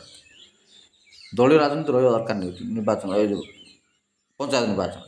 ପୁଣି 2029କୁ ମୁଁ ତ କହିସାରିଲିଣି, ସେଣ୍ଟରରେ କଂଗ୍ରେସ ଆସିବା ଦରକାର। 15 ବର୍ଷ ବିଜେପି ରହିଲେ, ଏବେ ଆରଥରକୁ କଂଗ୍ରେସ ଆସିବା ଦରକାର। କଂଗ୍ରେସକୁ ଆଉ 5 ବର୍ଷ ଚାନ୍ସ ଦେବା। ଯଦି ଭଲ କରୁଛନ୍ତି ଆଉ 5 ବର୍ଷ ଚାନ୍ସ ଦେବା, 10 ବର୍ଷ, ତାପରେ ତ ପୁଣି ବିଜେପି ଆସିବ। ମୁଁ ତ କହିଲି ବାଇପାର୍ଟି ସିଷ୍ଟମ ତ ହେଇଗଲାଣି ସେଣ୍ଟରରେ। ଫରେନ୍ ଯେମିତି ବାଇପାର୍ଟି ସିଷ୍ଟମ, ଦ୍ୱିଦଳୀୟ ବ୍ୟବସ୍ଥା, ସେମିତି ଏଠି ଦ୍ୱିଦଳୀୟ ବ୍ୟବସ୍ଥା ଭଳିଆ ହେଇଗଲାଣି। ଆଉ ରିଜିନାଲ ପାର୍ଟି ଗୁଡ଼ା ତ ଫଡ଼ଫଡ଼ ହେଉଛନ୍ତି। ଅନେକ ରାଜ୍ୟମାନଙ୍କରେ ଗୁଡ଼ା ରିଜିନାଲ ପାର୍ଟି ସବୁ ଅଛନ୍ତି। ଏମିତିରେ ବି ଭାରତ ଯାକ ପ୍ରାୟ 18-20ଟା ରାଜ୍ୟରେ ବିଜେପି ଶାସନ କରୁଛନ୍ତି। କଂଗ୍ରେସର ସମୟ ଥିଲା, କଂଗ୍ରେସ ଥିଲା ଦଶନ୍ଧି ଧରିକି କଂଗ୍ରେସ ଶାସନ କରୁଥିଲା। ବର୍ତ୍ତମାନ ବିଜେପି ଶାସନ ଚାଲିଲା। ଲୋକ ବିଜେପିକୁ ପସନ୍ଦ କରେ, ଦିଲ୍ଲୀରେ ବି ଲୋକ ବିଜେପି ପସନ୍ଦ କରେ। ଭଲ କଥା, ପରିବର୍ତ୍ତନ ହେବା ଦରକାର, ବିକଳ୍ପ ଥିବା ଦରକାର। ଯେଉଁଠି ବିକଳ୍ପହୀନ ଆମେ ହେଇଯାଉ, ସେଇଠି ହିଁ ଏକଛତ୍ରବାଦ ଆସିଯାଏ। ତେଣୁ ବିକଳ୍ପ ତିଆରି କରିବା ଆମ ଜନସାଧାରଣଙ୍କର, ଆମର ଚିନ୍ତାଧାରା ସେମିତି ହେବା ଦରକାର। ଏଠି ଗୋଟେ ସୁସ୍ଥ ଚିନ୍ତାଧାରା, ସୁସ୍ଥ ମାନସିକତା, ସୁସ୍ଥ ଭାବନା ଦରକାର ଆମ ପାଇଁ। ଯେମିତି ଆମେ ଗୋଟେ ବିକଳ୍ପ ତିଆରି କରିବାକୁ ପଡ଼ିବ। ଆଉ ବିକଳ୍ପହୀନ ହେଇଗଲେ ତ ସରିଗଲା କଥା। ଜଣଙ୍କ ହାତରେ ଆମେ ନାଚିବା, ସେ କଣ୍ଢେଇ ଭଳିଆ ଆମକୁ ନଚେଇବ। ମୋତେ ଛାଡ଼ିକି ଯାଇପାରିବୁନୁ ନା ବାପା, ଗୀତ ଥିଲା ବେଳେ ମୋତେ ଛାଡ଼ି ଯାଇପାରିବୁ ନାଇଁ ନାଇଁ ବୋଇଲା ଭଳିଆ କଥା, ସେଇଭଳିଆ କଥା।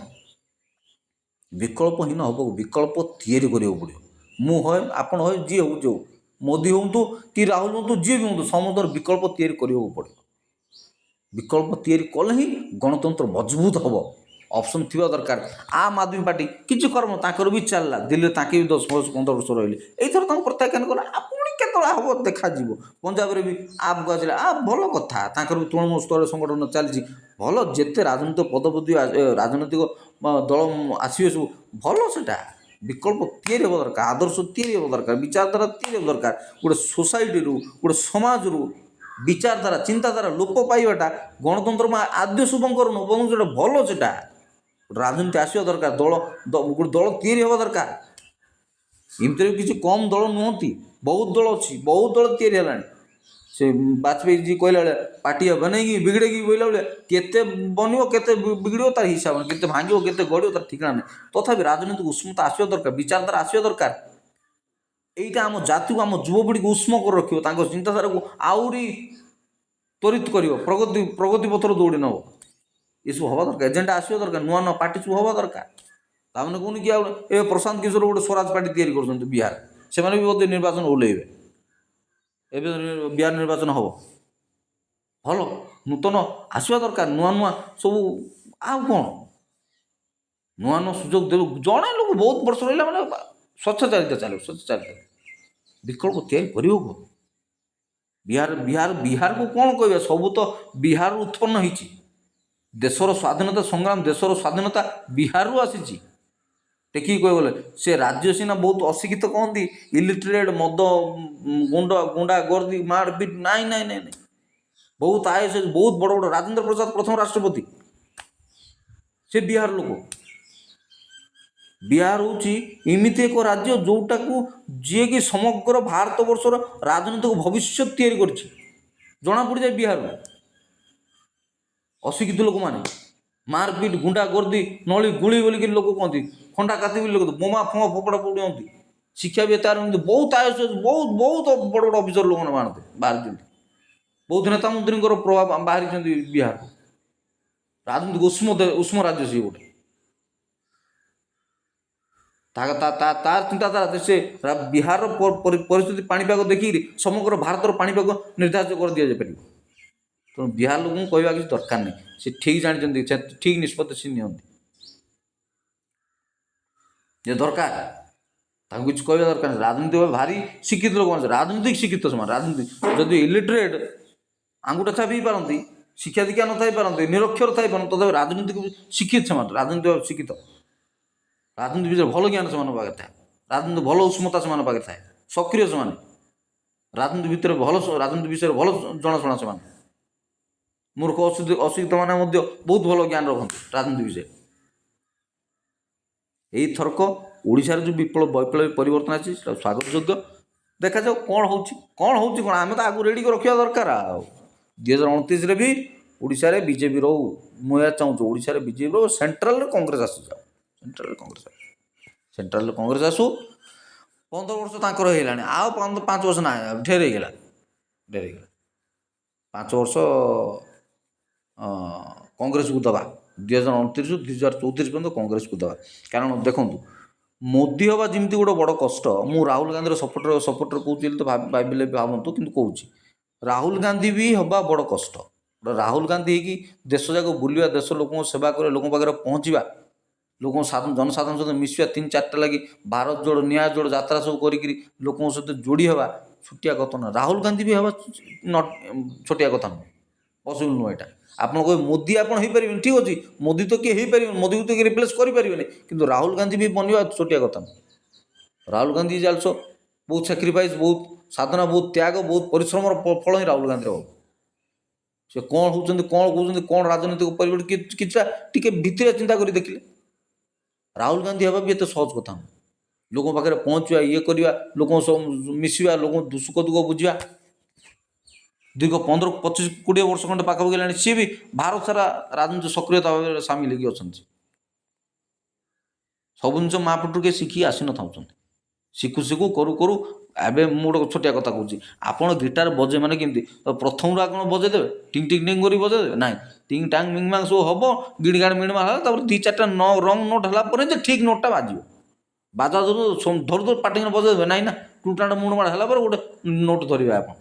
ସେମିତି କେତେଟା ଜଣ କହନ୍ତି ବାଜା କାନ୍ଧରେ ପଡ଼ିଲେ ଆପେ ବଜେଇ ଜାଣନ୍ତି ଲୋକ, ସେଇଭଳିଆ ଜିନିଷ କିଏ ମାପଠୁ ଶିଖି ଆସିନଥାଉଛନ୍ତି। ରାଜନୀତି ସେମିତି ଗୋଟେ ଗହନ ପାଠ। ବଡ଼ ବଡ଼ ନେତା ମନ୍ତ୍ରୀକୁ ଲୋକ ପ୍ରତ୍ୟାଖ୍ୟାନ କରିଦେଇଛନ୍ତି। ବଡ଼ ନେତା ମନ୍ତ୍ରୀ ବହୁତ ମାନେ ଖାନଦାନୀ ପରମ୍ପରାର ନେତା ମନ୍ତ୍ରୀଙ୍କୁ ଲୋକ ଅପ୍ରତ୍ୟାଖ୍ୟାନ କରିଦେଉଛନ୍ତି। ଏମିତି ବି ହେଉଛି, ପିଢ଼ି ପିଢ଼ି ଧରି ରାଜନେତା ସେମିତି ପରିବାରକୁ ମଧ୍ୟ ଲୋକ ପ୍ରତ୍ୟାଖ୍ୟାନ କରିଦେଉଛନ୍ତି। କିନ୍ତୁ ପାରିବାରିକ ରାଜନୀତି ଇଏ ରାଜନୀତି ସିଏ ତ ଅଲଗା କଥା। ତେଣୁ କିଏ ମା ପିଠରୁ ଶିଖି ଆସୁନଥାଉଛନ୍ତି। ହଉ ହଉ କରୁ କରୁ ଲେଖୁ ଲେଖୁ ଲୋକ କ'ଣ, ତେଣୁ ଲୋକ ଲେଖୁ ଲେଖୁ କରଣ, ଲୋକ ଲେଖୁ ଲେଖୁ କରଣ, ଲେଖୁ ଲେଖୁ କରୁ କରୁ ଗୋଟେ ଜିନିଷ ହୁଏ, ବଜୁ ବଜୁ ବଜାନ୍ତି, କରୁ କରୁ କହନ୍ତି, କହୁ କହୁ କୁହନ୍ତି। ତେଣୁ ସିଏ ବି ଶିଖିଛ ଚାଲିଛି। ତାଙ୍କର ବି ପ୍ରାୟ 60 ପାଖାପାଖି ହେଇଗଲାଣି। ତାଙ୍କୁ ବି ବୟସ, ରାହୁଲ ଗାନ୍ଧୀ ବି ବୟସ କେତେ ପାଖାପାଖି ହେଇଗଲାଣି? 60 ପାଖାପାଖି ହେଇଗଲାଣି, 55-60 ପାଖାପାଖି ହେଇଗଲାଣି। ଯଦି ତାଙ୍କୁ ଏଇଥରକ ନ ଦେବ, ସିଏ ପୁଣି ଆଉ 5 ବର୍ଷ ଗୁଡ଼ା ବେଳକୁ ସେ 65, ସିଏ ହେବେନି କି ପ୍ରଧାନମନ୍ତ୍ରୀ? ସେ ନିଶ୍ଚୟ ହେବେ ପ୍ରଧାନମନ୍ତ୍ରୀ। ହେବେ ତ ଆଉ ହେବେନି କେମିତି? ଆଉ ତାହେଲେ କିଏ ହେବ ମୋତେ କୁହନ୍ତୁ? ଆପଣ ଆଉଥରେ ବିଜେପି ଆଉ 10 ବର୍ଷ ଦେବେ ଶାସନ, ନା ମୋଦି ଆଉଥରେ 10 ବର୍ଷ ରହିବ? ମୋଦି ତ ଦେଲେ 15 ବର୍ଷ ରେଗୁଲାର କଣ୍ଟିନ୍ୟୁସଲି ଦେଲେ। 5 ବର୍ଷ 2000 କଂଗ୍ରେସକୁ ଦେବା, ଯଦି 29 ନ ଦେବା ଆପଣ ସ୍ୱେଚ୍ଛାଚାରିତା ହେଇଯିବ, ମନମାନି ହେଇଯିବ ବେଶୀ। 5 ବର୍ଷ ରାହୁଲ ଗାନ୍ଧୀ ଦେବା, ରାହୁଲ ଗାନ୍ଧୀ ପ୍ରଧାନମନ୍ତ୍ରୀ ବନନ୍ତୁ, 5 ବର୍ଷ ଦେଖାଯାଉ। ସିଏ 60 ହେଲେଣି, 60 ପାଖାପାଖି ହେଇଗଲାଣି। ସିଏ 5 ବର୍ଷ ଦେଲା ବେଳକୁ ସେ 65, ସିଏ ବି ପ୍ରାୟ 65+ ପାଖାପାଖି ହେଇଯିବେ। 5 ବର୍ଷ ପୂରଣ କଲା ବେଳକୁ 29ରୁ 34 ହେଲା ବେଳକୁ ସିଏ ବି 5 ବର୍ଷ ଖଣ୍ଡେ ହେଇଯିବ। ତାଙ୍କୁ ବି 60+ ହେଇଯିବ, 60+ ପାଖାପାଖି ହେଇଯିବ। ମୋଦି ବି 74-75 ଖଣ୍ଡେ ହେଇଗଲାଣି। ଆଉ କେତେ ତାଙ୍କୁ ବସେଇକି ରଖିବା? ଅବଶ୍ୟ ସେ ଫିଜିକାଲି ଫିଟ୍ ଅଛନ୍ତି, ମୋଦି କିଛି ଫିଜିକାଲି ଫିଟ୍ ଅଛନ୍ତି, ତାଙ୍କର ତ ଭଲ ହେଲ୍ଥ, ସ୍ୱାସ୍ଥ୍ୟ ତାଙ୍କର ବହୁତ ବଢ଼ିଆ। ସେଥିପାଇଁ ସମସ୍ତଙ୍କ ପାଇଁ ସେ ଆଦର୍ଶ ଫିଟନେସ୍। ଏବେ 70 ପରର ଜୀବନରେ ବି ସେ ଏତେ ଫିଟ୍। ତାଙ୍କ ଦିନଚର୍ଯ୍ୟା ହେଉ କି ତାଙ୍କର ବିଭିନ୍ନ ପ୍ରକାର ରାଲି ସମ୍ବୋଧନ କରିବା, ନିର୍ବାଚନ ରାଲିରେ ସମ୍ବୋଧନ କରିବା, ଦିନ ତମାମ ସେ କାମ କରନ୍ତି। ତାଙ୍କ ଭଳିଆ ପ୍ରଧାନମନ୍ତ୍ରୀ ଆଉ ଆସିବେ ତ ନାହିଁ। ଆଉ ତାଙ୍କ ଚିନ୍ତା କ'ଣ କରେ, ତାଙ୍କ ତ ଚର୍ଚ୍ଚା କ'ଣ କରେ, ଛାଡ଼ନ୍ତୁ, ତାଙ୍କ ଲୋକ ଆସିବେ ହିଁ ନାହିଁ। ରାହୁଲ ଗାନ୍ଧୀ ବି 60+ ହେଇଗଲାଣି, 60 ପାଖାପାଖି ହେଇଗଲାଣି। 5 ବର୍ଷ ତାଙ୍କୁ ସୁଯୋଗ ଦେବା, 65 ହେଇଯିବ ତାଙ୍କ ବହୁତ। ଯଦି ମନ ପାଇଲାନି 34ରେ କାଟିଦେବା, କଂଗ୍ରେସକୁ କାଟିଦେବା, ଆଉ କାହା ବୋଲି ମାରିଦେବା। ଏଇ ତ କଥା, ଆଉ କ'ଣ? ଏମିତିରେ ତ ବାଇପାର୍ଟି ସିଷ୍ଟମ୍। ବିଜେପି ପରେ କଂଗ୍ରେସ ପରେ ବିଜେପି, ଥାର୍ଡ଼ ପାର୍ଟି କିଏ ଅଛି କି? ନା। ଆଉ ଯଦି ତୃତୀୟ ସାମୁଖ୍ୟ କରିବା, ଇଏ କରିବା, ସିଏ ଇଣ୍ଡିଆ ମେଣ୍ଟ ଗୋଟେ କରୁଛନ୍ତି, ସେଇଟା ତ ଇଣ୍ଡିଆ ମେଣ୍ଟ ତ ମେନ୍। ଆଉ କଂଗ୍ରେସଟା ଇଣ୍ଡିଆ ମେଣ୍ଟ ହେଇଛି ହେଲା, ମୁଖ୍ୟ ପାର୍ଟି ତାଙ୍କ ଅନ୍ୟ କିଛି ପାର୍ଟିକୁ ସମ୍ମିଳିତ ହେଇକି ଇଣ୍ଡିଆ ମେଣ୍ଟ କରୁଛନ୍ତି। ହଉ କରନ୍ତୁ, ସିଏ କ'ଣ ଅଛି, ତୃତୀୟ ସାମୁଖ୍ୟ କରୁଛନ୍ତି ହେଲା, ଏ ହେଉଛି କଥା। 34 କ'ଣ ଦେଖିବା, ତାଙ୍କୁ ବି 65 ପାଖାପାଖି ହେଇଯିବ ରାହୁଲ ଗାନ୍ଧୀ। ଆଉ କ'ଣ? ଆଉ ଯଦି ଦେବା ଆଉ ଥରଟେ ଦେବା, ଯଦି ନାଇଁ ସରିଲା କାହିଁ ଆଉ କାହାକୁ ଆଉ ବିଜେପି ଆସିବ, ଆଉ କାହାକୁ ଆଉ ପୁଣି ବିଜେପି ପଳେଇ ଆସିବ। ବିଜେପି ସହିତ ଆଉ କି କ୍ୟାଣ୍ଡିଡେଟ୍ ଥାଇପାରନ୍ତି? ଏକ୍ଜିଷ୍ଟିଂ ଲୋକମାନଙ୍କ ଭିତରୁ ତ ପ୍ରଧାନମନ୍ତ୍ରୀ ବନିବା, ନୂଆ ସ୍ୱର୍ଗରୁ ଆଇବେ କି ଲୋକ?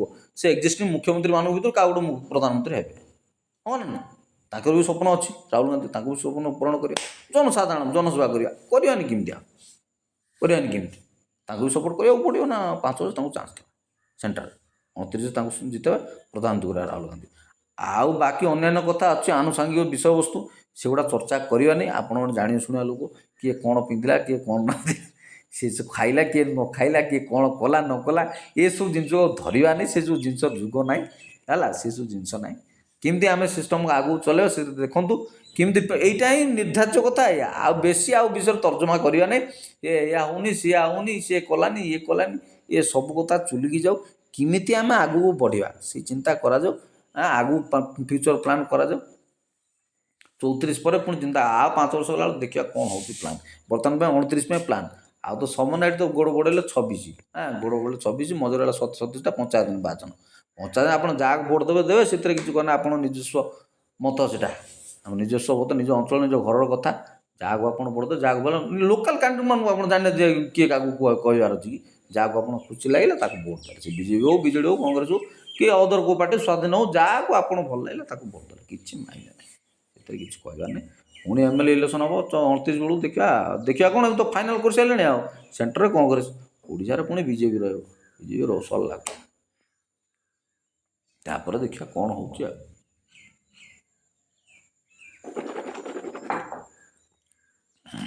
ଆଚ୍ଛା ତ ରହୁଛି ବହୁତ ବହୁତ ଧନ୍ୟବାଦ।